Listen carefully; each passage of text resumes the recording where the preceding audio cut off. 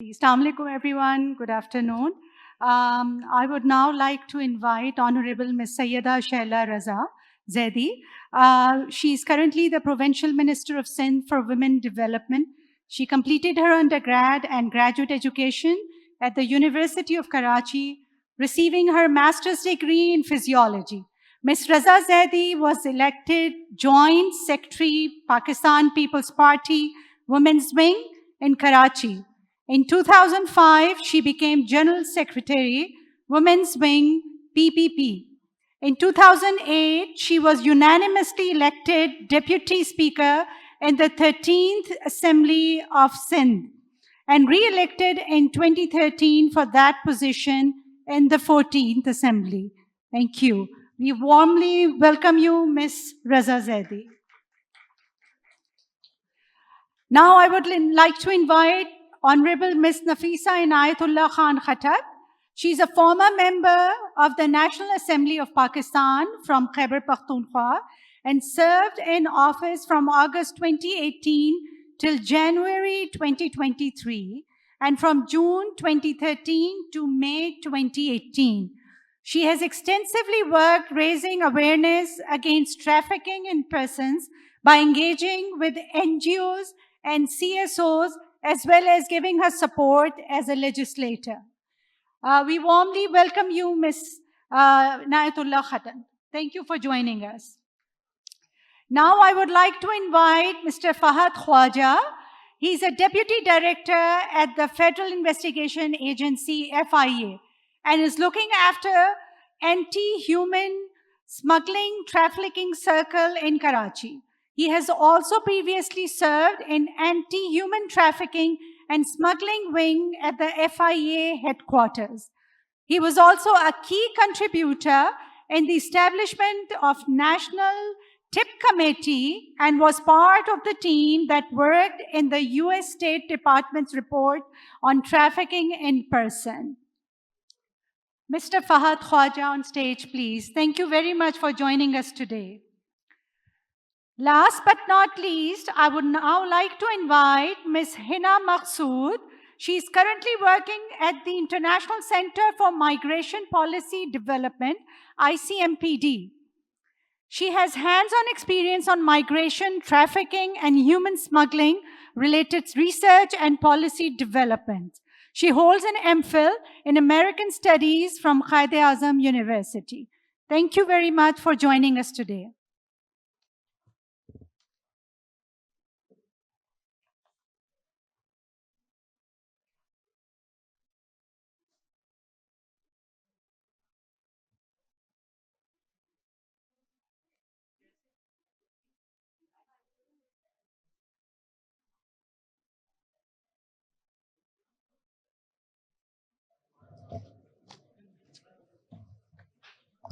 Once again, thank you very much, panelists, for giving your valuable time today.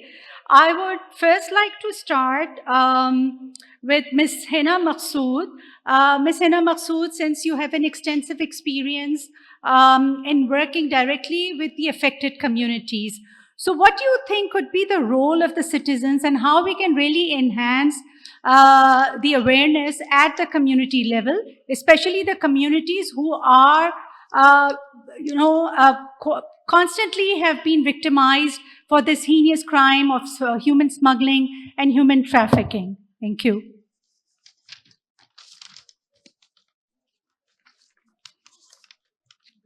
Okay. Thank you very much, Sadia, and thank you all the panelists and all the members here who are present for this event. For me, I mean, just a bit of a overview, like as Sadia mentioned, that in the communities in Pakistan, when we speak about, there are certain areas from Pakistan which are migration-prone areas, both in Punjab as well as in KP and I mean, in Sindh also. And particularly when it comes to irregular migration, then we also have these districts which are called as the hotspots. Working with an organization and also running the Migrant Resource Centers in Pakistan, we overall from the center as well as a member of the community, we see that first of all there's a huge need of awareness, information sharing within the communities. The people who are living in these communities, those are intending migrants or those who become the victims of trafficking, are not fully informed about the processes, the information that is involved in the whole process of migration or whatever they want to achieve in life. Of course, there are certain factors which are called as these push factors that encourages them to take these steps, and they become more vulnerable. So overall, it's first of all, I see there's a lack of awareness. Of course, our authorities, our civil society organizations, all have been working in the past, and I've seen there's a lot of increase in terms of awareness raising, in terms of coordination. More organizations are also stepping up on the subject to work together in a coordinated manner. So information is for one thing. Then as a community member, one also needs to be informed about, as an individual, what are the indicators, or how can an individual, him or herself, identify that he or she could be a potential victim of trafficking, or maybe support others that if they are becoming one. So the information of like how one can identify needs to be given at a ground level. Third is the trust that needs to be built in within these communities, that whoever is there to provide support is providing them a complete support and protection, which needs to be provided in a comprehensive manner. So I would say that keeping all these things in mind, not only just awareness raising, but also the coordination between the organizations, the institutes that are working, building a trust in the community, would help to have a more of a holistic approach in terms of awareness raising on the ground, as well as reaching out to these people and making them feel more protected as well. Thank you. Thank you very much, Ms. Hina. Speaking of awareness and information sharing at the field or at the community level, I would also request you to shed a little bit light on the migration resource centers. What role are they really playing at ground, exactly where those affected communities are? As I mentioned, and as Sadia, you mentioned, these migrant resource centers, there are 2 centers in Pakistan at the moment. They're working under with the government of Pakistan. In Islamabad, it's with the Ministry of Overseas Pakistanis in Human Resource Development, and in Lahore, it's with the Department of Labor Punjab. The centers mainly aim to provide information and counseling and outreach services to potential intending, outgoing, and returning migrants. Not only just reaching out to the migrants, but also to the families in the communities as well. Because migration itself, it's a family decision when even an individual is going out. So for the migrant resource centers, we directly reach out to the communities so that at the time of the pre-decision making phase of migration, people are informed about what sort of decisions they are going to take and make. Just very briefly, if I mention that time to time, as a result of our outreach interventions, we have also been observing the impact of these activities. And what over the last year we have seen that in the districts like Gujarat, Gujranwala, Mandi Bahauddin, Sialkot, and Jhelum, which are the hubs of these irregular migration districts, when the awareness raising was given to those people, there was observed a 13.6% of a decrease in those who were opting for irregular migration or becoming a victim of fraud or exploitation. Likewise, the trust of people were also increased upon the institution, and there was a 36% increase observed of people knowing about what the institutions in Pakistan, both government, national, as well as at the district level, can offer them in terms of promoting labor migration, safe migration, providing protection and support as well. So with this, MRCs provide not only information and counseling, but guides people throughout the entire steps of migration, so that eventually, if they want to make a decision on migration, it is in safe migration, and also inform them about the dangers and risks of irregular migration. So this is the crux that the centers have been doing, and we are reaching to the ground in the districts to these people as well as outgoing migrants. Thank you. Thank you very much, Ms. Hina. And I hope that we see more of such centers, because in terms of the number of victims and affectees, I think we need much more than 2 centers across Pakistan, at least 2 in every province in the near future. So thank you very much. Ms. Raza Zaidi, I would now like to just discuss it with you, that we spoke about interventions and awareness at the community level, because they are actually the victims. However, we have to raise these issues in the parliament eventually, because at the parliament we make policies, we make rules, we make SOPs to ensure that victimization not only decrease, but it is eliminated sometime soon. So in your experience, since you have been extensively working as a parliamentarian for quite a long time now, so what has been your experience in raising this particular issue at the parliament, and what efforts have already been made, and what do you think should still need to be worked on by the parliamentarians to support these victims? Thank you. If it is an act, it means it's already discussed in parliament and now in form of act. We can discuss in parliament the lacunas. We can discuss if we want to amend. We won't discuss if we want to omit something. So it's already discussed in parliament, but the problem of the Pakistan or in the other country, we have acts. But as I already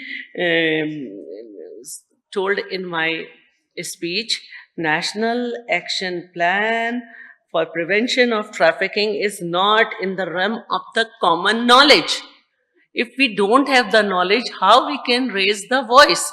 And in the other way, if there is some violence in the house of somewhere, the neighbor will not come to the police station, or if somewhere someone informed the police station, then police said it's the family matter.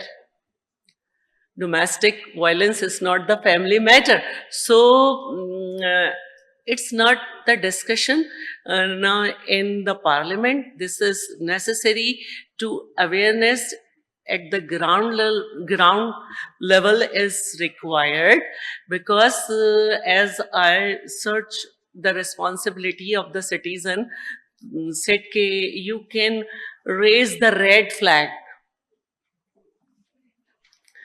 Everyone knows red flag from ANP, but don't know about this. The red flag is the symbol. There is a case of trafficking in person.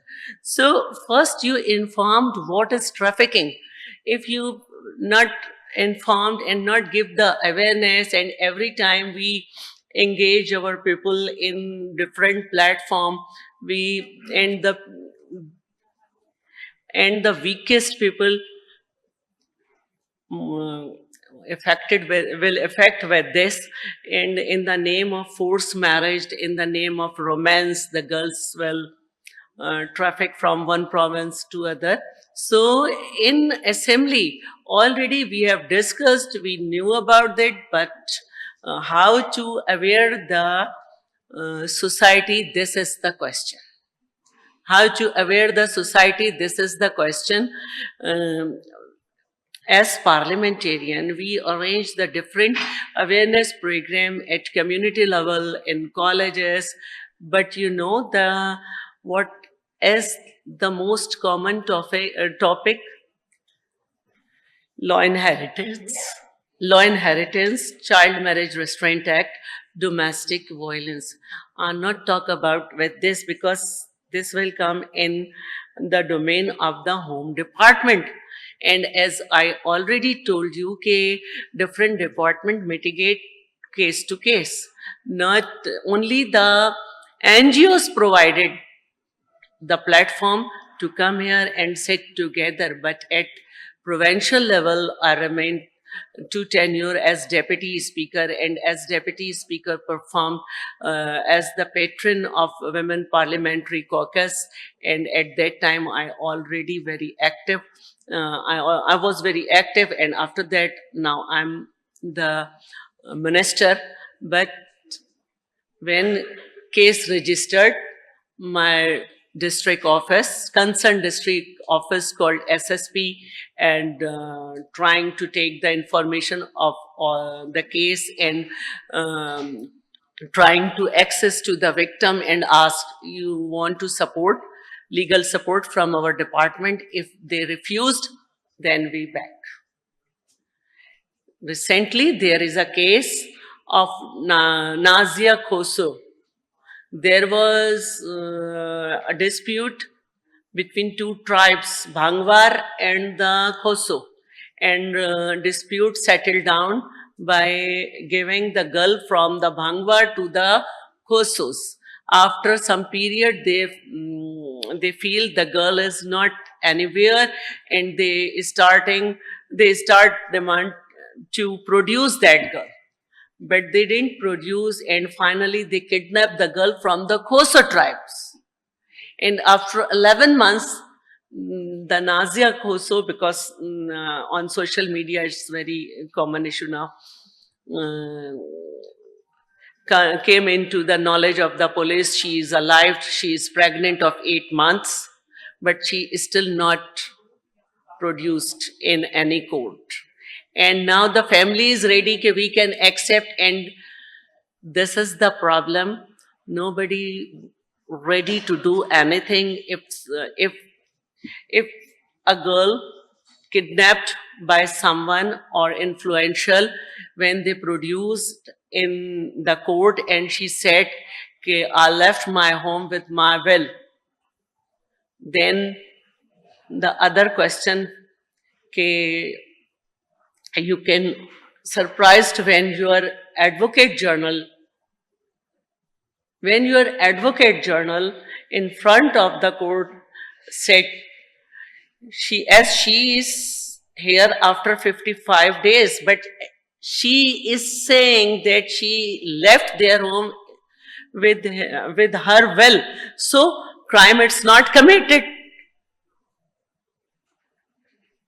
And then the girl back with that person.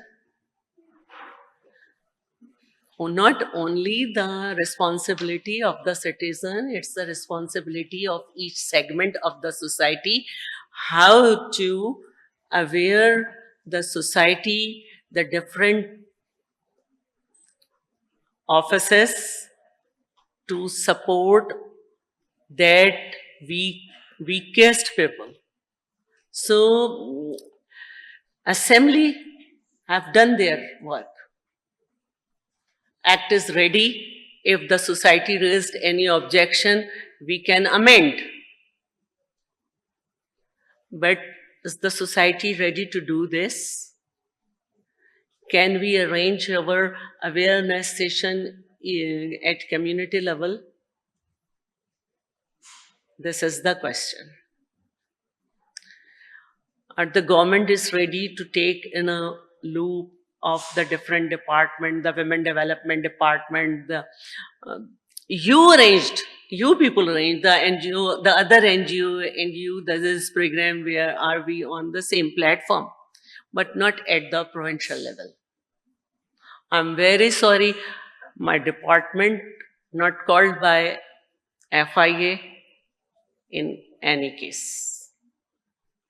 And we serve as to provide protection, to provide legal aid, psychotherapy, counseling, and that's all.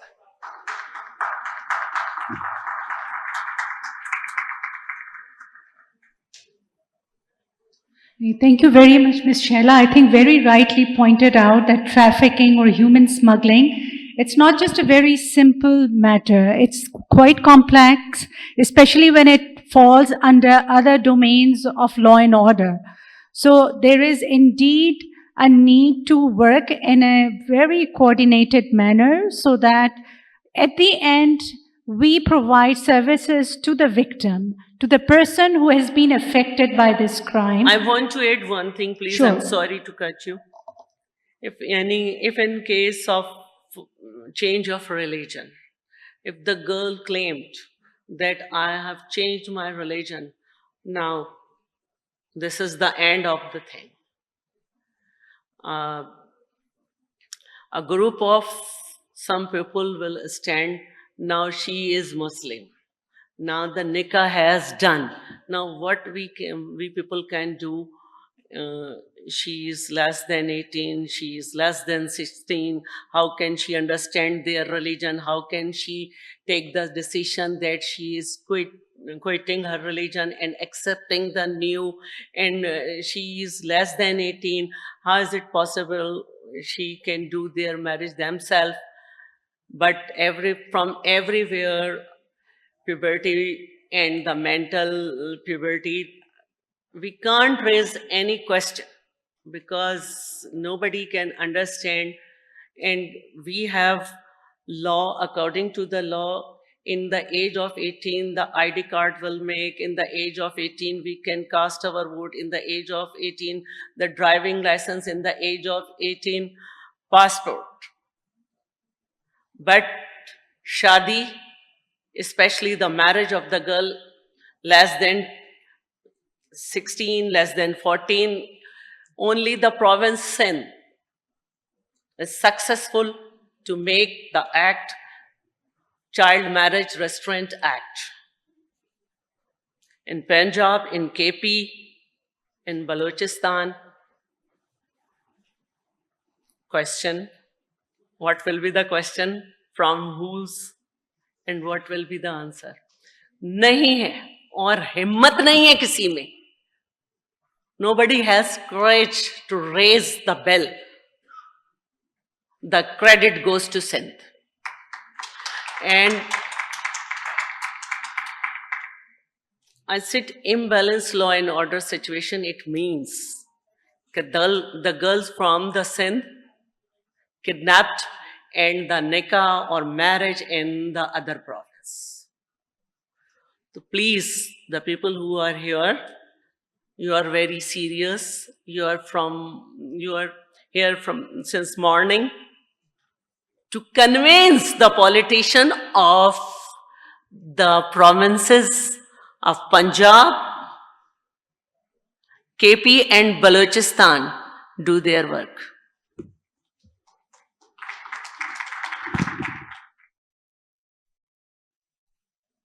Thank you, Ms. Shehla, for further elaborating on this. And I think we would all agree that when it comes to providing services and having victim-focused, victim-oriented services, we have to think beyond the provincial borders, because when we come to realizing the fact that the services or the support that we need to give to the victim, it should not be restricted within the borders. So whatever support we provide here at the national level, the same support or assistance should be provided at Sindh, Punjab, Balochistan, or KP.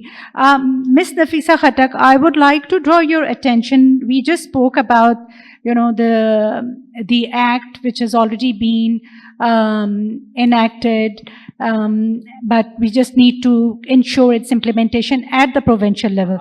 You have been engaged quite extensively in the matters of trafficking in person in the National Assembly and at the federal level. So what difference of challenges have you come across that you would like to highlight here for our awareness? Obviously, we know that provinces are now independent in legislation and making their own policies. So how does it really affect at the federal level, and how the federal can support the provincial in ensuring that these policies and acts are further strengthened? Bismillahirrahmanirrahim. Assalamu alaikum to all of you. I, as a parliamentarian, got introduced with human trafficking in 2014-15, and I was trained by ICMPD Europe. and International Center for Immigration and Development. Then after that, I became member of UK Parliament for Parliamentarians for Human Trafficking and Modern Slavery. They are my teachers. They taught me they gave me awareness about human trafficking. When we talk about human trafficking, there are two types of trafficking. There's internal trafficking and there's external trafficking. So here I think we are talking about internal trafficking. Okay. External trafficking is taken care by FIA, which is a federal subject, and internal is taken by the police. Our challenges that I found was, I attended 1-2 sessions of training for FIA officers. I had a experience of going to a police station and talking about human trafficking to the FIR people who, register the FIR. They had no clue. I asked the police officers, who's responsible? Is there anybody in the police station who understands what human trafficking is? Because there are types of crimes. Every police station has to have an expert who understands what literally human trafficking is. So one challenge we hold is training our police officers.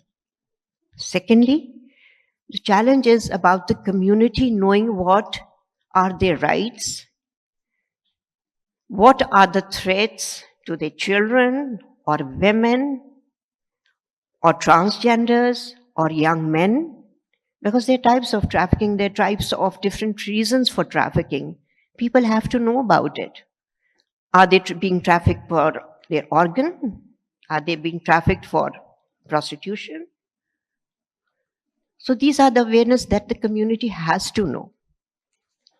And the whole community, and especially the parents who are teachers of the children, parents who have to give awareness to their children. If you see this, beware. If you see such a behavior by a stranger, beware.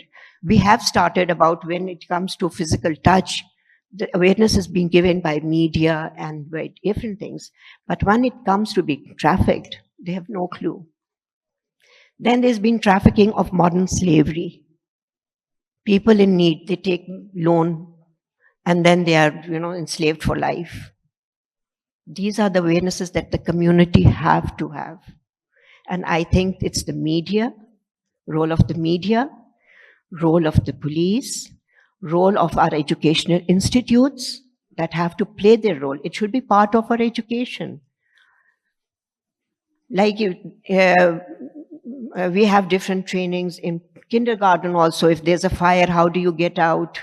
If there's an earthquake, how do the children get out of the building? So similarly, if there's some awareness given to the children, at least when a little bit grown up. So I think that's going to play a very important role. And whereas the act of the bill of for the provinces, it's the provincial parliamentarians' role. So what I had done was in PIPS, which is an institute for training for parliamentarians, I had arranged a session and I had invited different women from different parliamentarians from the 4 provinces and GB, and I had asked them to, we had arranged a session. It was about 2-day session for awareness for the parliamentarians, because internally it is their job to, make the policy. But along with it, I think it is their job, the Ministry of Interior's job, to train them, to give them awareness, to facilitate them, fund them, because the situation of our police stations is not up to mark. So whatever type of FIR is to be cut, our police stations, if there's a crime, which is the, the emergency number, where do you call? There's a trafficking taking place. There's a kid who's been kidnapped. There's a girl who's been kidnapped. So what is there to be done? Yeah, I heard that there was a province, because it's been a year, I'm out of the parliament. There was an emergency number that was floated for the civilians, that if they think they are being kidnapped, they can just give a bell to that particular number. And that would, in the center police station office, the center summit was created. And this, when that bell rang, they knew something is wrong. And instead of calling back, they were supposed to follow that mobile, they've tracked the mobile where from where the number has come, and follow it, and counter and get that kidnapping stopped. So things like this, I think there are lots of things that can be done. In Pakistan, we had a session of training about radicalization of Talibanization. The community, the parents were, contacted. They were taught, they were told, if you see these signs, understand your child is being, sensitized by the Taliban. So try to get him back. This is that contact number. Contact us. We will, sort of, we'll sort of, get him out of it. So after, before, first of all, prevention, how do you prevent being trafficked? So that's awareness in the public. Then if a child has been trafficked, or a woman, or anybody, it is the, first of all, getting him out of that position.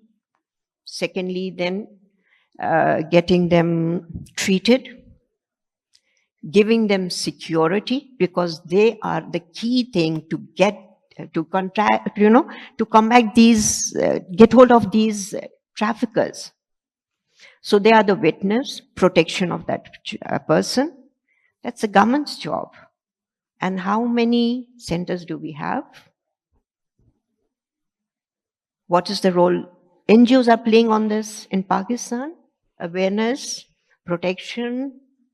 Because when I was giving training in Europe, I was told that these NGOs are so, these places where they keep the victim, the witness, are something that even the police doesn't know. It is very secretive. So I don't think anything of that. We're very far away from, that level. But we have to take a start. So I think, first of all, our government has to facilitate, train our concerned organizations. And there are 7 ministries, concerned in human trafficking alone. So all these ministries have to get together, put their heads together, fund it, plan it, train it, equip them, and then you can save trafficking. Otherwise, it's just like having a session and going home. Thank you. Thank you very much, Ms. Nafeesa Khattak.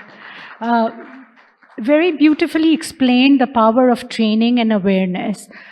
Training not just at the community level, but at the parliamentarians level, and having structured trainings. That's something which I think which has really worked for the parliamentarians, because until and unless they are not trained, then they won't be able to raise these issues at the parliament. They won't be able to formulate their policies and frameworks which could eventually help in bringing such laws that are friendly towards the victims of these crimes.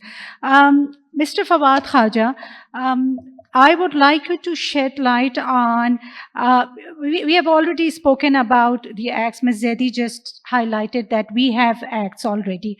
And sometimes it is said that Pakistan is overly legislated. So when it comes to acts, we do not see any gaps. We have, I think, ample legislations. But very rightly pointed out by her that it's the implementation. Since you are associated with a department which has to directly deal with the implementation of acts in terms of human smuggling and trafficking.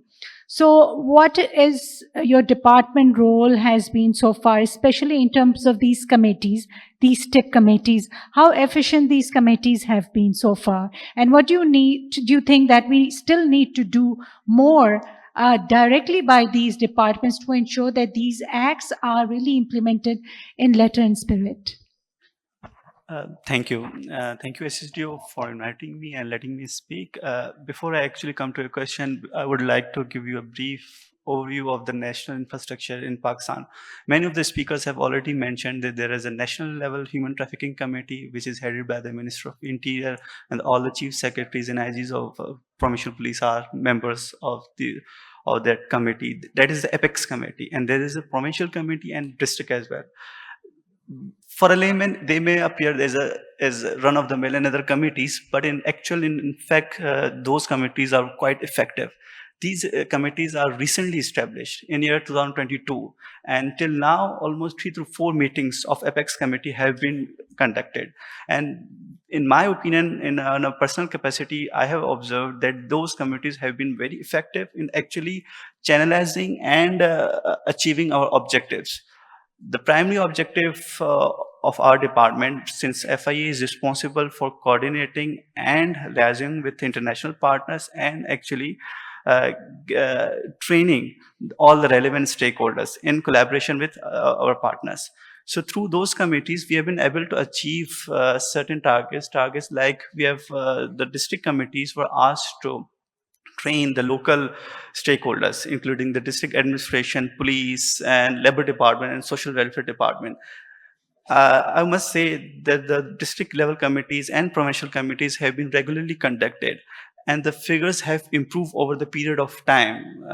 Our country, if you look back in 2021, we have come a long way. A lot of statistics have been improved, and this conference is actually an example that how seriously, how committed the government and the government machinery is towards combating human trafficking. Coming back to your question that how can these committees can be more strengthened, I would say those committees are kind of a part of executive. Now the representative of the people, the parliamentarians, or the people who are representing the public, they should take the lead. They should play a role of oversighting bodies. The leaders of people should ask these committees, should seek reports from them.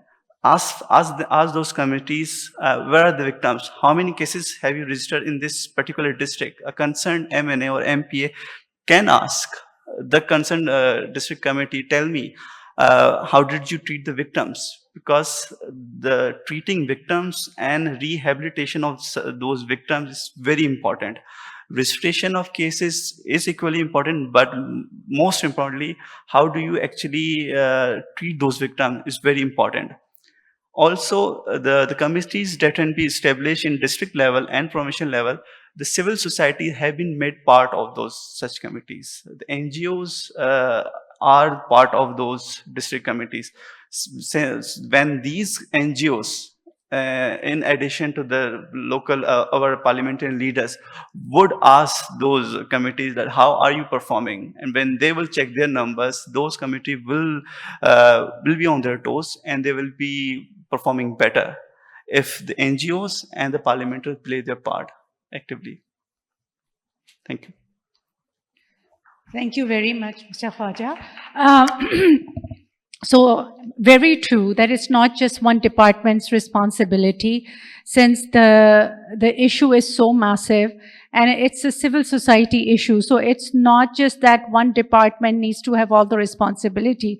The civil society organizations, other departments, all the institutions, the parliament, everyone has to get together on one issue, and we should take ownership of combating this problem as soon as possible, so that we do not have more victims the way we have had in the past. So very rightly pointed out that it needs to be a combined, a joint effort, and all the responsibility or the burden should not be put on just one department. Thank you very much for your input. I think Ms. Khattak, would you like to just add something to it? Thank you. Yes, I would like to. When we talk about sensitizing the community, we talk about NGOs and education system. Most important is our local body. Our local body members who are meeting these people, and especially in the block organization, they should be, slowly, like they say, it trickles down. If we sensitize these block organizations where they meet almost 300 homes, they're always meeting them. So why don't they start talking about these things? So we could, involve the local body here. That's going to be very effective. The most effective, I think, is that this group of society. Thank you.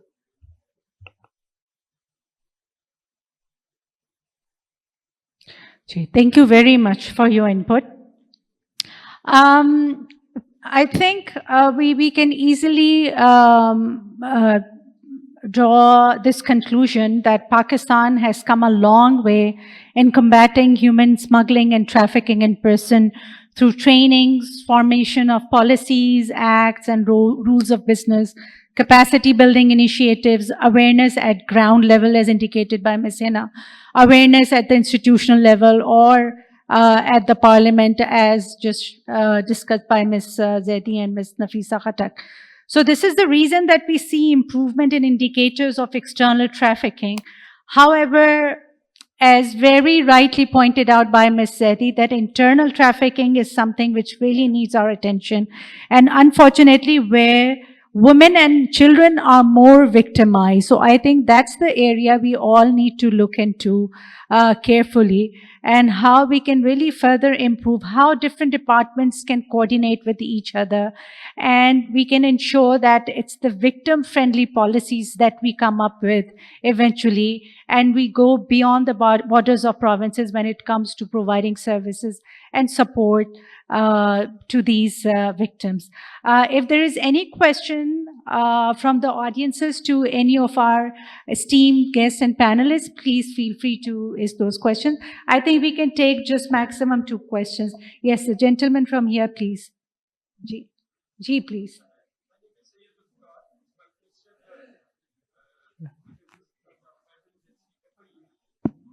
Any number of victims annually in human trafficking? Certainly does. FIA does have a specific number, how many victims have been identified and how many victims were referred to social services. As of now, I do not remember, but those figures are public. You see, the police registers the cases, and then they have the figures that how many victims are identified and how many victims are referred to social services. And FIA collects all this data and prepares the report for our international partners. Right now, I do not have any specific. Thank you very much. I have a question one too. question from this lady. Ji, please. Assalamualaikum. This is Arun Okay. Sheikh from AJK North chapter. My question is, as Ma'am Shehla Raza said, that parliamentarians are there to formulate policies. What about the parliamentarians who have their subjects or who support the landlords who have their mini jails? Then how they make policies who are against their will or against their interest?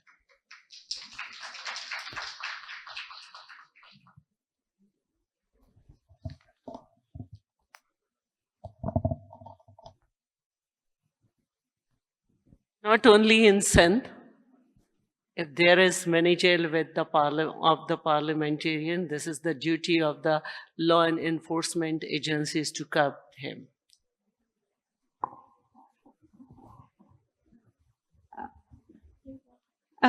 I had a question too, if I may kindly be allowed. Ji, please quickly. Then we have this lady right in front, so we can. Let's have a question from her, and then we'll come to you. Ji, please go ahead. Hi. So previous panelists and you guys also discussed about street children and how they are being trafficked and forced into beggary, right?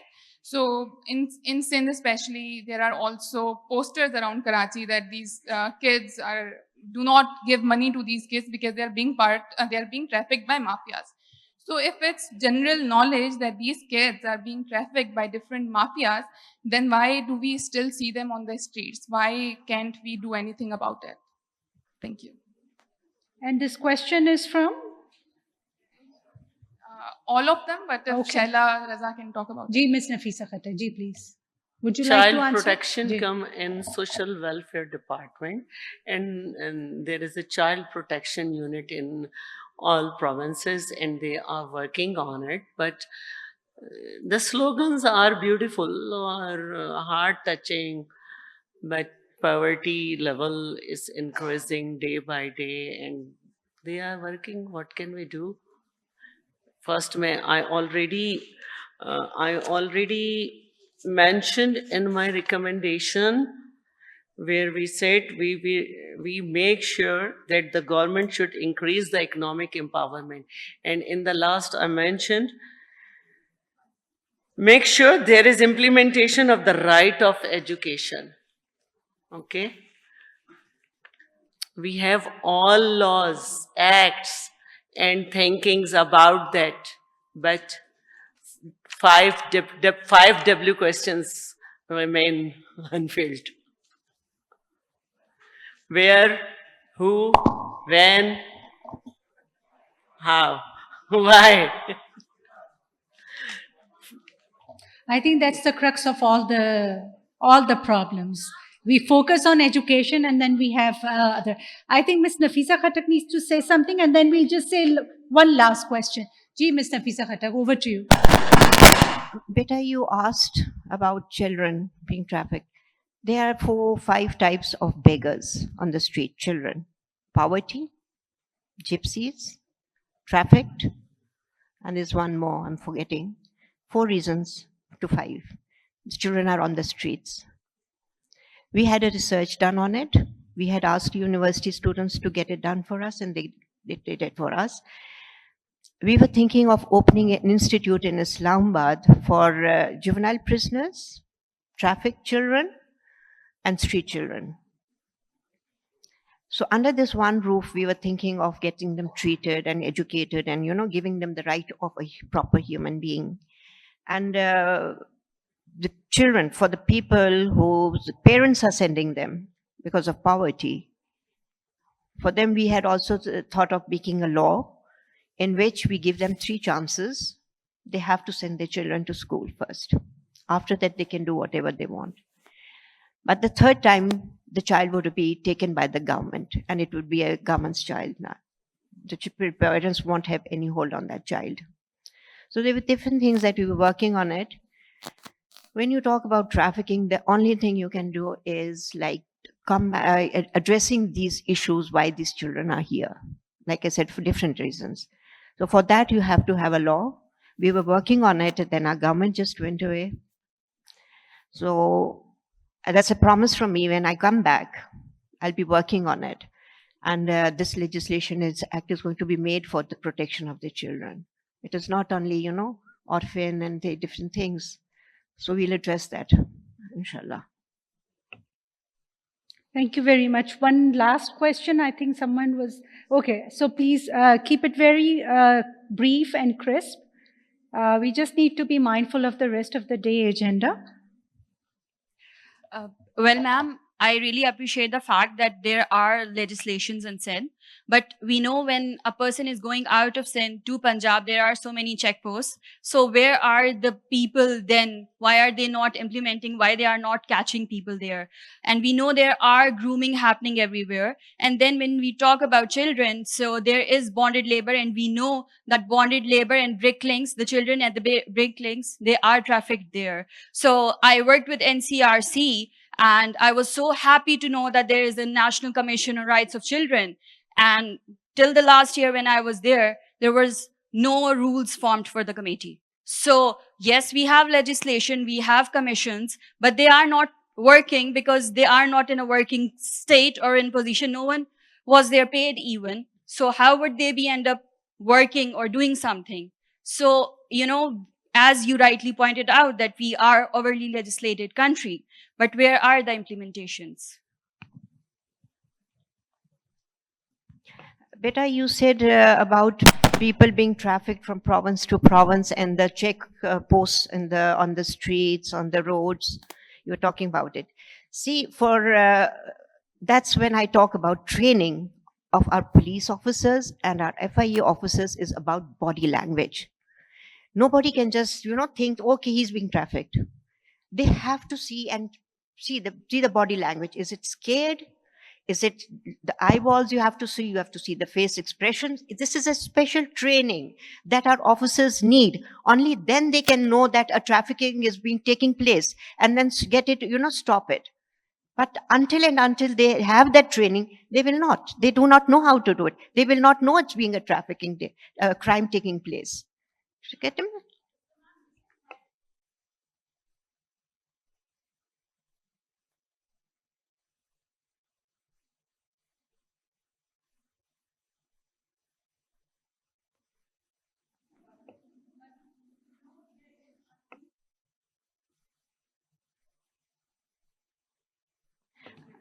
For that, it is financial issue for the government, will of the government. That is the hurdle. Will of the government and financial issue. The government has to invest for these trainings. I was, I was looking after external trafficking in the airports, the harbor, the borders. Trafficking is taking place right under their nose. But because they are not taught, they do not know about body languages, they just pass by. Even on the planes, trafficking is taking place on aeroplanes. I'm in touch with an organization in Dubai who is addressing trafficking for Pakistani people. And they keep contacting me and telling me that this has been taken out, the girl has been brought to Dubai for prostitution, and the way that girl is treated or what goes along with her, how the role of the embassy is, or what the role of the embassy is. Everything is so pathetic. When I think of it, I go in depression. But these are the job of our government. The government has to do something about it.